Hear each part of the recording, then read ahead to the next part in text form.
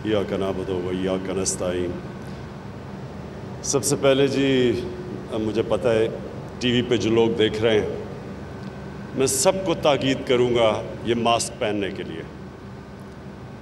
आपको अगर मौका मिला है, जो सीन हिंदुस्तान में आजकल दिल्ली में और उनके बड़े शहरों में अस्पतालों का जो हाल है, ऑक्सीजन नहीं मिल रही, बाहर सड़कों पे लोग कोरोना की वजह से मर रहे हैं, तो मैं इसलिए अपनी सारी कौम से ताकीद करूँगा कि अल्लाह ने हमें पहले दो जो कोरोना के वेव्स आए, बनिस्बत बाकी दुनिया के अल्लाह ने हमारे पे बहुत करम किया, और अब हम तीसरे एक बड़े ख़तरनाक वेव में हैं। और अगर हुकूमत अपनी कैपेसिटी दुगनी ना करती, यानी हस्पतालों में कैपेसिटी बढ़ाती, ऑक्सीजन की कैपेसिटी दुगनी ना करती, तो आज हमारे भी वही हालात होने थे जो आज हिंदुस्तान में लोगों को नज़र आ रहे हैं। तो ये अगले 2 हफ्ते बहुत इम्पॉर्टेंट है हमारे लिए। हमने इसकी कोरोना का जो केसेस हैं इनको नीचे लेके आना है। तो मैं इससे सबसे ताकीद करूँगा कि जो एक चीज़ जिससे साबित हो गया कि कोरोना के केसेस, कोरोना कंट्रोल हो जाती है, वो है ये मास्क। तो मैं सबसे ताकीद करूँगा ये मास्क पहने। अब जी, मैं चीफ मिनिस्टर साहब आपको, प्रोविंशियल मिनिस्टर्स बैठे हुए हैं, आप सबको, और चीफ सेक्रेटरी साहब, हमारे जर्नलिस्ट भी आए हुए हैं यहाँ, हमारे ओपिनियन मेकर्स, मैं सब आपको इस ओकेज़न के ऊपर खुशामदीद इसलिए कहता हूँ कि पाकिस्तान के अंदर, जब से मेरी उम्र तकरीबन पाकिस्तान जितनी है,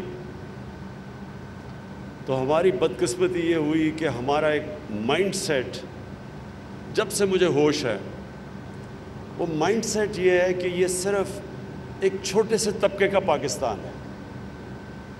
इसको इंग्लिश में एक टर्म इस्तेमाल करते हैं, एलीट कैप्चर। एक एलीट ने मुल्क को हर तरह अपने काबू में, कब्ज़े में लिया हुआ है। तालीम का निज़ाम इंग्लिश मीडियम, अच्छी नौकरियां इंग्लिश मीडियम, कोई ये नहीं सोचता कि उर्दू मीडियम को कैसा तालीम मिल रही है।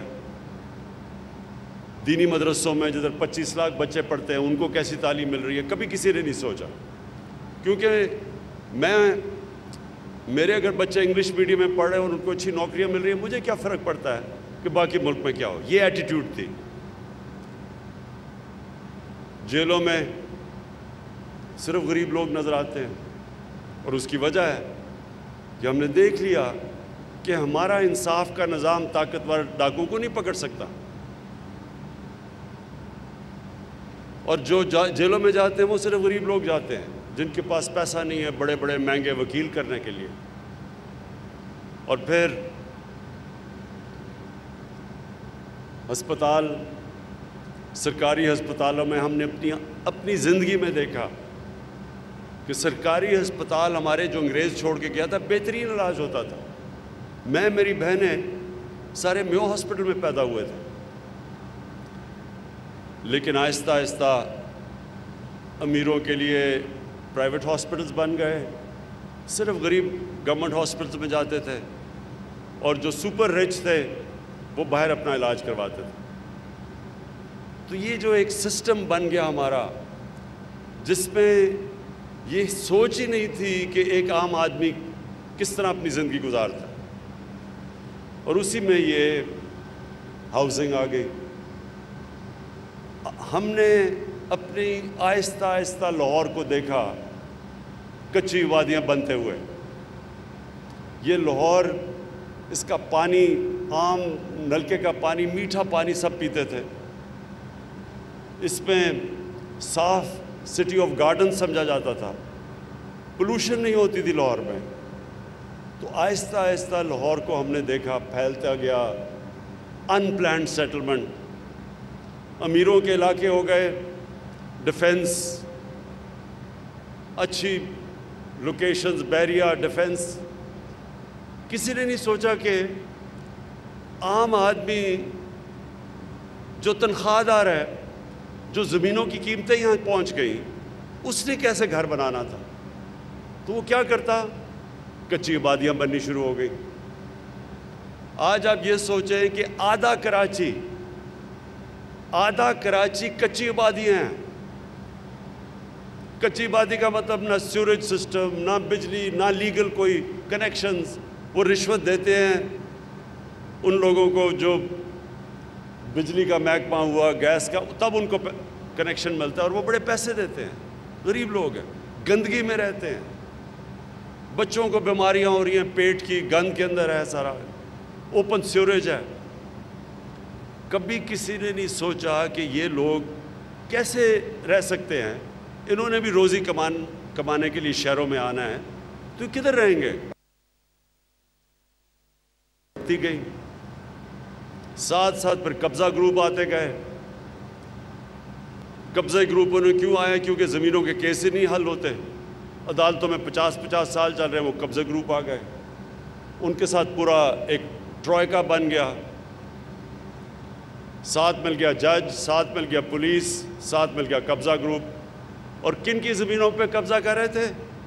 کمزور لوگوں پہ یا حکومت کی زمینوں پہ۔ تو یہ جو ہمارا آئیڈیا نیا پاکستان ہاؤسنگ ہے، اس کی سوچ ساری یہ ہے کہ امیر آدمی تو پھر ان کی تو فکر نہیں ہے، ان کے پاس تو پیسے ہیں، وہ تو بڑے بڑی ڈیفنس یا بیریا میں جا سکتے ہیں، لیکن عام آدمی، تنخواہ دار طبقہ، گورنمنٹ سرونٹس، مکینک، ویلڈر، کسان چھوٹے، ان کے لیے یہ ملک کیا کر رہا ہے؟ تو اپنی قوم سے جو میں بات کہنا چاہتا ہوں کہ یہ ذہن میں ڈال لیں کہ کبھی بھی وہ معاشرہ ترقی نہیں کر سکتا جو معاشرہ اپنی عوام کی، عام آدمی، اس کو اوپر اٹھانے کی کوشش نہیں کرتا۔ کوئی دنیا میں معاشرہ جس میں ایک چھوٹا سا امیروں کا جزیرہ ہو اور نیچے سمندر ہو غریبوں کا، آج تک وہ معاشرہ اوپر نہیں گیا۔ جو میں بار بار مدینہ کی ریاست کی بات کرتا ہوں کیونکہ ہم ایک اسلام کے نام پہ ملک بنا تھا، ہماری آبجیکٹو ریزولوشن میں تھا کہ پاکستان کا آبجیکٹو ہے اسلامی فلاحی ریاست۔ وہ کس کے اوپر بیس ہوئی تھی؟ وہ مدینہ کے اوپر ہوئی تھی۔ مدینہ میں کیا ہوا تھا؟ سرکار مدینہ نے 2 کام کیے تھے۔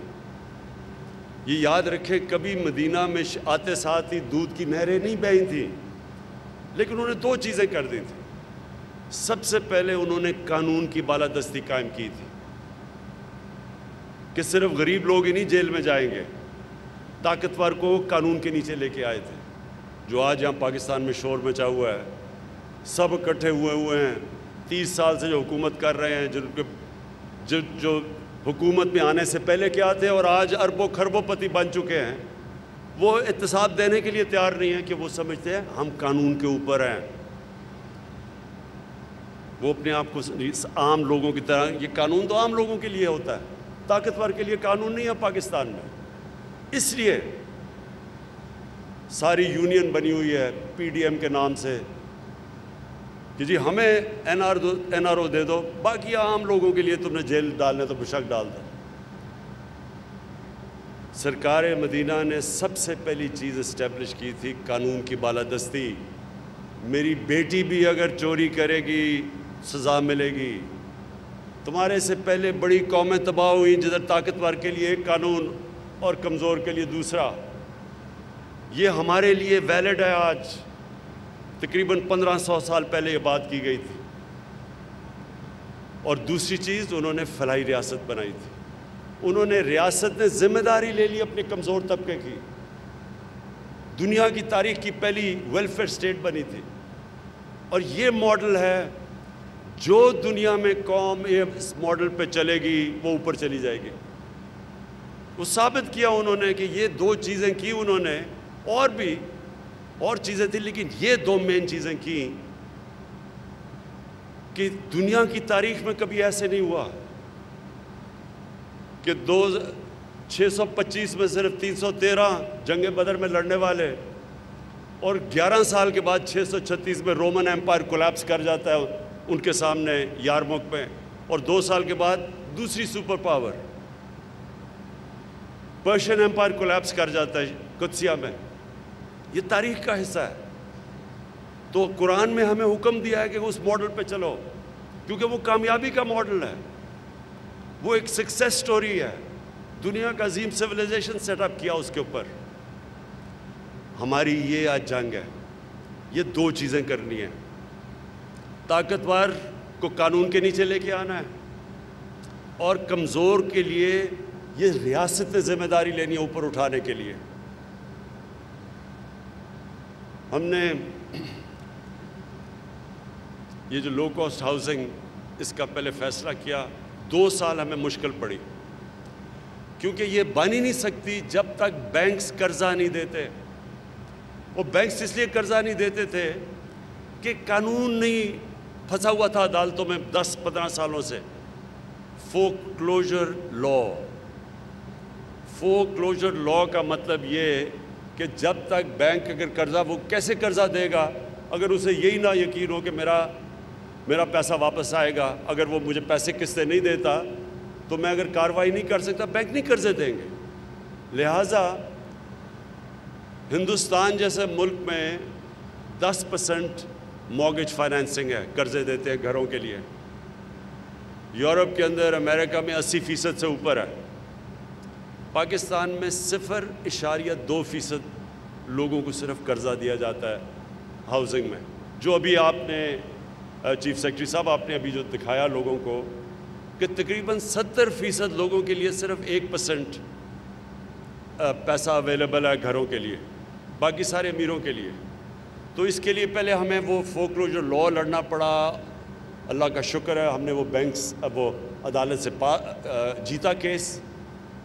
اس کے بعد اب بینکس کو لے کے آئے، اب بینکس کو ٹریننگ دلوا رہے ہیں، بینکس کو کہہ رہے ہیں کہ اپنے سٹاف کو ٹرین کریں، کیونکہ ان کو آئیڈیا ہی نہیں ہے کہ کیسے غریب آدمی کو قرضہ دینا ہے۔ وہ ایک چیلنج ہے، اس میں کئی بینک بہتر کر رہے ہیں باقیوں سے۔ بینک آف پنجاب کو میں خاص طور پہ پھر سے داد دیتا ہوں، انہوں نے پورا زور لگایا ہوا ہے ٹریننگ کرنے کے لیے اپنے سٹاف کو کہ غریب لوگوں کو قرضہ دیا جائے، مزدوروں کو دیا جائے۔ اور اس میں گورنمنٹ آف پنجاب کو میں پھر سے ان کی بھی تعریف کرتا ہوں کہ انہوں نے اب یہ جو زمین ہے 10,000 کی آپ دے رہے ہیں، مرلہ 10,000 کا دے رہے ہیں، اور جبکہ اس کی ویلیو 3, 4, 5, 6 لاکھ جتنا بھی ہے مجھے نہیں پتا۔ تو سبسڈائز زمین، اس کے اوپر سبسڈائز قرضے، فیڈرل گورنمنٹ 3% پہ قرضہ دے رہی ہے، باقی جو اوپر بینک کو جو کاسٹ کرتا ہے وہ گورنمنٹ خود اس کا بوجھ اٹھا رہی ہے۔ پھر ہر گھر کے اوپر 3 لاکھ روپیہ سبسڈی دے رہی ہے۔ اس کا کیوں یہ کر رہی ہے؟ تاکہ جو غریب آدمی جب ایک گھر لے تو اس کو جتنا وہ کرایہ دے رہا ہے آج، اتنا ہی کرایہ وہ قرضوں کی قسطوں پہ چلا جائے اور اپنا گھر بھی اس کے پاس آ جائے۔ اور یہ ہے ایک انشاءاللہ شروعات ایک ریولوشن کی، کیونکہ یہ انشاءاللہ آپ دیکھیں گے انقلاب آ جائے گا۔ اس سے سب سے پہلے تو ایک عام آدمی جو کبھی خواب بھی نہیں دیکھ سکتا تھا کہ اپنا گھر اس کا ہو، اس کو اپنا گھر مل جائے گا۔ اس سے بڑی کوئی نعمت نہیں ہے کہ انسان کی کہ جو اس کی اپنی جو بھی محنت مزدوری مر کھپ کے جب گھر آتا ہے تو اپنا گھر ہے اس کا۔ اور پھر یہ بہت بڑا ایک سیکیورٹی ہوتی ہے لوگوں کے لیے کہ ہمارا گھر ہے۔ ڈر لگا رہتا ہے کہ اگر کرایہ نہیں دے تو ہمیں باہر سڑکوں پہ چلے جائیں گے۔ اور اس سے پھر کچی آبادیاں جو سارے پھیلتی جا رہی ہیں، ہماری آبادی بڑھ رہی ہے، کچی آبادیاں بڑھ رہی ہیں، اور وہ اتنا بڑا پولوشن ہیزرڈ ہے اب ہمارے لیے، کیونکہ ان ٹریٹڈ سیوریج جا رہی ہے گراؤنڈ واٹر کے اندر، پانی کنٹیمنیٹ کر رہا ہے نیچے۔ جیسے جیسے پانی نیچے جاتا ہے سندھ کی طرف، 70% سندھ کا جو گراؤنڈ واٹر ہے اس میں آرسینک ہے، پولوٹڈ ہے۔ تو اگر کچی آبادیاں بنتی جائیں گی اور سیوریج ان ٹریٹڈ جائے گا، آخر تو اس کا نقصان ہوگا، ہمیں ہی ہوگا۔ اس لیے کچی آبادیاں انشاءاللہ ان کے لیے ہمارا ایک اور پلان بنا ہوا ہے۔ ہم نے جو ماڈل جو ترکی میں استعمال کیا گیا ملیشیا میں، انشاءاللہ اس ماڈل کے ذریعے ہم سارا رینیو کریں گے، کچی وادیوں کو چینج کریں گے، کیونکہ وہ سارے علاقوں کے اندر جس طرح کراچی، آدھا کراچی کچی وادی ہیں، تو اس کے لیے پورا پلان بنا رہے ہیں کہ کچی وادیوں کو کنورٹ کریں، انہی لوگوں کو مالکانہ حقوق دیں، انہی لوگوں کو جس طرح یہ گھر دے رہے ہیں، سیوریج، پانی، بجلی سب کچھ دیں، ان کے پاس مالکانہ حقوق آئیں اور وہ علاقہ بھی تبدیل ہو جائے اور گورنمنٹ بھی پیسے بنائے۔ پھر دوسرا اس کا فائدہ یہ ہے کہ جب ہاؤسنگ شروع ہوتی ہے تو ہاؤسنگ سے 30 انڈسٹریز کنیکٹڈ ہے، تو جیسے ہی ہاؤسنگ آپ گھر بنانے شروع کرتے ہیں تو 30 اور انڈسٹری چلنی شروع ہو جاتی ہے، ساری ملک کی اکانومی اٹھ جاتی ہے۔ ایک طریقہ ملک کی اکانومی کو اٹھانے کا ہے کہ ملک میں ہاؤسنگ شروع کر دیں، اور انشاءاللہ ہماری یہی سوچ ہے کہ ہم جب آپ اپنا روزگار ہم نے لوگوں کے لیے دینا ہے، ہم نے اپنی گروتھ ریٹ بڑھانی ہے، تو سب سے زیادہ ہمارا ایمفیسس اب یہ ہاؤسنگ کے اوپر ہے۔ ساتھ ساتھ ہم نے کنسٹرکشن انڈسٹری کو پوری طرح انسینٹیوائز کیا ہوا ہے، ان کی ساری رکاوٹیں دور کی ہیں جو ان کے پرابلمز تھے، اور آج مجھے بڑی خوشی ہے کہ پاکستان کی تاریخ کے ریکارڈ ٹوٹ گئے ہیں۔ سیمنٹ جتنا بک رہا ہے اب، اس کا مطلب کہ کنسٹرکشن شروع ہو گئی ہے پاکستان میں، اور یہ چند مہینے میں اس کے اثرات آنے شروع ہوں گے ساری اکانومی میں، اور خاص طور پہ جو ہمارا ایک بہت بڑا مسئلہ ہے بے روزگاری کا، وہ بھی انشاءاللہ اسی کنسٹرکشن ہاؤسنگ کی وجہ سے انشاءاللہ ہم اوور کم کریں گے۔ میں ایف ڈبلیو اے کو اور ان کو اس لیے میں آج مبارک دیتا ہوں کیونکہ انہوں نے بڑی تیزی سے کام شروع کیا، ہمیں ریکارڈ ٹائم پہ وہ ہمیں یہ لو کاسٹ ہاؤسنگ بنا کے دے رہے ہیں، تو ان کو بھی میں آج خراج تحسین پیش کرتا ہوں کیونکہ وہ بھی اس کا حصہ ہے۔ نیا پاکستان ہاؤسنگ میں جنرل حیدر آپ لیڈ کر رہے ہیں، اور آپ سارا یہ کوارڈینیشن سے یہ ساری لو کاسٹ ہاؤسنگ ہو رہی ہے، آپ کو بھی، اور آج جو 9 اوکیزن کے اوپر ہمارے بیٹھے ہوئے ہیں، جدھر ساری جگہ اوپننگ ہو رہی ہے، ادھر ہر جگہ کے اوپر یہی پیری اربن ہاؤسنگ کا آج لانچ ہے، تو وہ بھی مجھے بڑی خوشی ہے کہ اس میں ہم بڑے بڑے وہ علاقے کور کر رہے ہیں جدھر کبھی کوئی کانسیپٹ ہی نہیں ہے کہ عام لوگوں کے لیے گھر بنائے جائیں۔ آخر میں پھر اپنی قوم سے ایک بات کہنا چاہتا ہوں کہ اللہ نے ہمارے ملک میں ہر قسم کی نعمت بخشی ہے، ہم نے اللہ کی نعمتوں سے فائدہ نہیں اٹھایا۔ میں وہ پاکستانی ہوں جس نے سارا پاکستان دیکھا، اور کسی نے کوئی اور پولیٹیکل لیڈر اس ملک میں نہیں آیا جس نے سارا ملک دیکھا ہوا ہے۔ اس لیے میں جانتا ہوں کہ ہم نے کبھی توجہ نہیں دی ان علاقوں پہ جو اگر ہم علاقے تھوڑے سے بھی ڈیولپ کر لیں تو صرف ٹورزم سے، میں پھر سے کہہ رہا ہوں، ٹورزم صرف ایک ایسا ایریا ہے جس سے ہم سارا اپنا جتنی اس وقت ایکسپورٹس کر رہے ہیں اس سے زیادہ صرف ٹورزم سے یہ ملک پیسہ کما سکتا ہے۔ کبھی کسی نے توجہ نہیں دی کیونکہ بدقسمتی سے جو یہاں کے لیڈرشپ تھی ان کے ہالیڈیز بھی باہر ہوتے تھے، ان کے لنڈن میں بڑے بڑے گھر ہیں، ان کو دبئی میں پیلسز ہیں، انہوں نے کبھی دیکھا ہی نہیں کہ اس ملک میں اللہ نے کیا کیا دیا۔ پھر جو ایگریکلچر ہے اس کے اوپر میں نے پہلے تو اکانومی کو سٹیبلائز کر رہے تھے، اب پورا توجہ ایگریکلچر پہ ہے۔ یہ میں اب خود لیڈ کر رہا ہوں، میں آپ کو ثابت کر کے دکھاؤں گا کہ پاکستان میں ایگریکلچر کی اتنی بڑی ریولوشن آئے گی۔ ہمارے پاس وہ چیزیں ہیں، ہم نے کبھی سوچا ہی نہیں ایگریکلچر کے اوپر، 50 سال سے ہم نے ایگریکلچر کے اوپر نہیں سوچا۔ ہم نے صرف 2 سالوں میں صرف کسان کو ہم نے اس کی پیمنٹ دلوائی۔ کبھی گنے میں جو بیچارہ کسان محنت کرتا تھا اس کو کبھی پیمنٹ ہی نہیں ملتی تھی گنے کی، صرف ہم نے 2 سال ان کو پیمنٹ دلوائی ہے۔ آج انشاءاللہ ہماری جو گندم کی ییلڈ ہے وہ ریکارڈ ہے جو اب آ رہی ہے، ابھی تک ساری اسیسمنٹ ہے کہ سارے ریکارڈ ٹوٹ گئے ہیں۔ ہماری چاول کی ییلڈ ریکارڈ پہ ہے، ہمارا مکئی کی ییلڈ ریکارڈ کے اوپر ہے۔ حالانکہ پھر سے میں ابھی کہہ رہا ہوں، ابھی ہم نے نئے ٹیکنیکس نہیں لے کے آئے، ہم نے صرف کسانوں کے پاس پیسہ گیا ہے کیونکہ ان کو قیمت ملی ہے اپنی پیداوار کی۔ 11 ارب روپیہ صرف اس سال کسانوں کے پاس اضافی گیا ہے کیونکہ ہم نے ان کو صحیح معنی میں ان کو گندوں میں بھی قیمت دی ہے اور چاول پہ ملی ہے، ان کو مکئی میں ملی ہے، گنے میں ملی ہے۔ جب انشاءاللہ آپ نئی ٹیکنیکس لے کے آئیں گے تو ایگریکلچر سے انشاءاللہ پاکستان کو اٹھا دیں گے۔